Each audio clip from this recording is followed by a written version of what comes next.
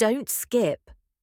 Have you ever wondered why the smallest things can irritate you so much?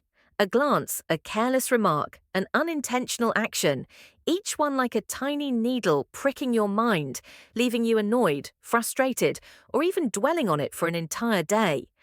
But here's a truth few realize. The problem isn't what happens to you, it's how you respond. If a stranger insults you, you might stew in anger for hours. But if the same words came from a 3-year-old, you'd probably just laugh. The difference isn't in the words, it's in how you interpret them.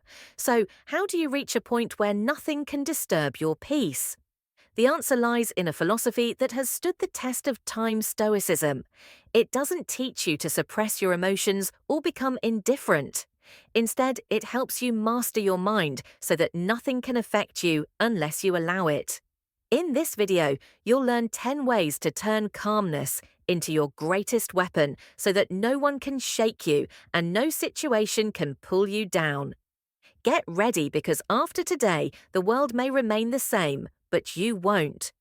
Number 1, dichotomy of control. Have you ever felt like the dichotomy of control whole world is conspiring against you? You're waiting in line for coffee, but the person in front of you is taking forever to find their money. You're driving only to get stuck behind someone crawling along in the fast lane. You spend a whole week working on a report, and your boss barely skims it before tossing out a cold needs revision. Frustrating, of course, but ask yourself, are these things really bothering you, or are you letting them? The core principle of Stoicism, the dichotomy of control, says that the world consists of 2 kinds of things: those we can control and those we cannot. Try a small exercise. Close your eyes and think about everything that frustrated you this past week. How many of those things were actually within your control? You can't force other drivers to be more mindful, but you can control how you react. You can't make the person in front of you move faster, but you can take that moment to breathe instead of fuming. You can't dictate your boss's mood, but you can decide how you receive their feedback.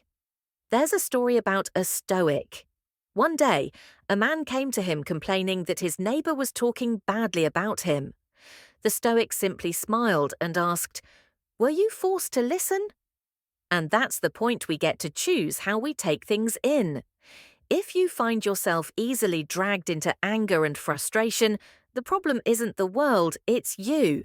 Imagine your mind as an on-off switch.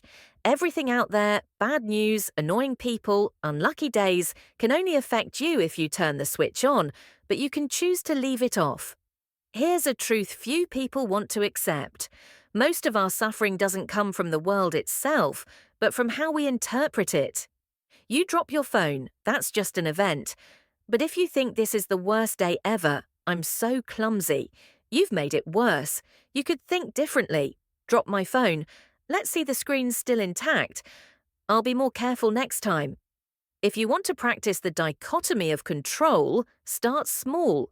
When something irritates you, ask yourself, do I control this? If the answer is no, let it go.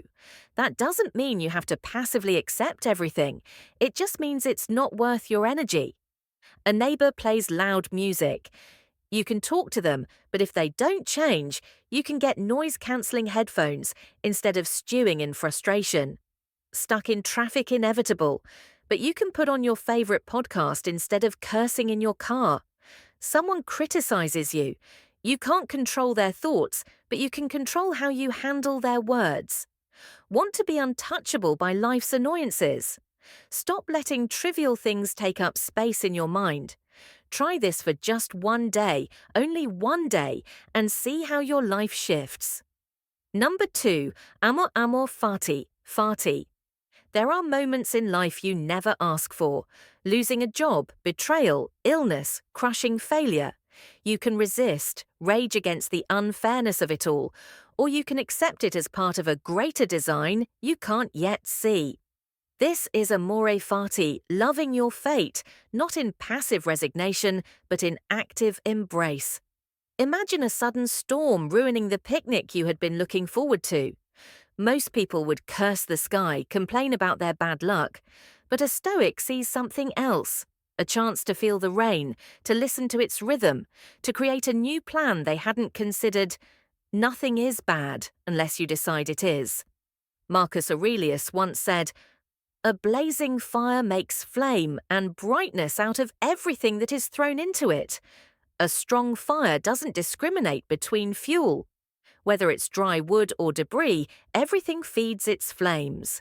You too can be that fire, transforming obstacles into energy. But this doesn't mean suppressing your emotions. When losing a loved one, grief is natural. Yet Amorati teaches that instead of resisting reality with bitterness,